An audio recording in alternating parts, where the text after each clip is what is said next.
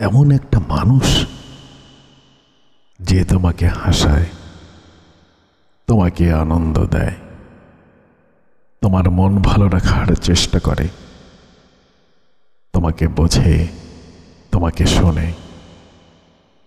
তার কাছেই তোমার সমস্ত সুখ এবং শান্তি লুকিয়ে আছে।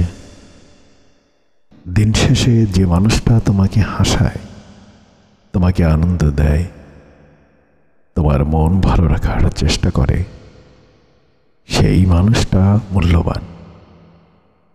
খুব কম মানুষই আছে যারা কাউকে হাসাতে পারে। মানসিক অশান্তিতে কিংবা অবসাদে ভুগলে ঠিক সেই মানুষটার সঙ্গ তোমাকে প্রফুল্ল রাখে। মানুষ আসলে কি চায়? মানুষ চায় এমন একটা মানুষ যে তাকে বুঝবে, তাকে শুনবে। দিন শেষে প্রচণ্ড মন খারাপ নিয়ে তার সংস্পর্শে এলেই মন ভালো হয়ে যাবে।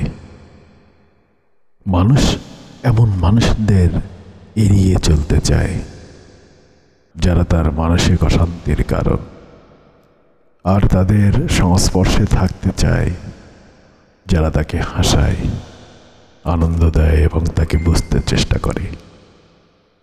পৃথিবীতে কষ্ট দেওয়া মানুষের অভাব নেই। অভাব তো কেবল মানসিক শান্তি দেওয়ার মতো মানুষের।